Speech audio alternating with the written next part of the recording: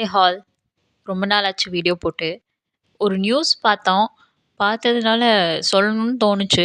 அதனால தான் இன்னைக்கு வீடியோ போட்டிருக்கேன். நம்மலாம் வந்துட்டு ரீசென்ட்டா நெறைய பேர் வந்து இந்த யூடியூபு, இன்ஸ்டாகிராமு மக்களே பார்த்தீங்கன்னா, நெறைய பேர் வந்து நெறைய முருகர் கோயிலுக்கு போறாங்க.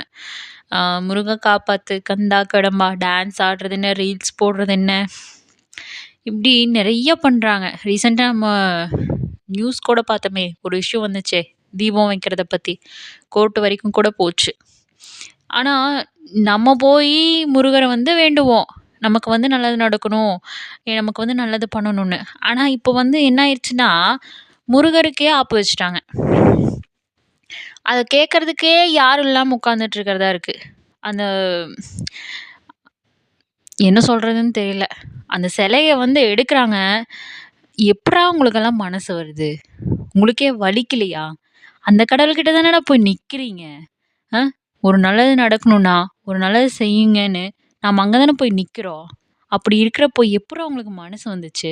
இது எங்க நடந்துச்சுன்னா, திருப்பூர் மாவட்டத்துல ரக்கியாபாளையம் அப்படின்னு அவிநாசி தாண்டி போற ஒரு கிராமத்துல இந்த ஒரு கோயில் இருக்கு. செல்வ முத்துக்குமாரசுவாமி அப்படிங்கிற ஒரு கோயில் இங்க இருக்கு. இது ஒரு முருகர் கோயில். இது வந்து 2 1/4 ஏக்கரா பரப்பளவுல இந்த கோயில் இருக்கு. இப்ப என்ன இஷ்யூன்னா, இந்த கோயில வந்து கவர்னமெண்ட் அவங்களோட இடத்துல கட்டியிருக்கிறதா சொல்லி கோர்ட்ல கேஸ் போட்டு, அந்த கேஸ் வந்து அவங்களுக்கு சாதகமா வந்து ஜான் 7, 2026 அன்னைக்கு இந்த கோயில வந்து இடிச்சிருக்காங்க. அது இடிக்கிற அந்த இதே பார்த்தாலே அப்படியே கண்ல தண்ணி தானா வருது. என்ன சொல்றதுன்னே தெரியல. அந்த ஊர்க்காரங்க ப்ரொடெக்ட் கூட பண்ணியிருக்காங்க. ஆனாலும் அவங்கனால ஒண்ணும் பண்ண முடியல. குழந்த மாரி நாங்க வச்சு வச்சு வளர்த்துன அந்த கோயிலுங்க.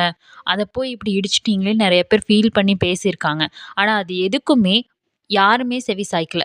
எனக்கு ஒரு விஷயம் மட்டும் புரியல. கவர்னமெண்ட் இடமா இருந்தா தான் என்ன?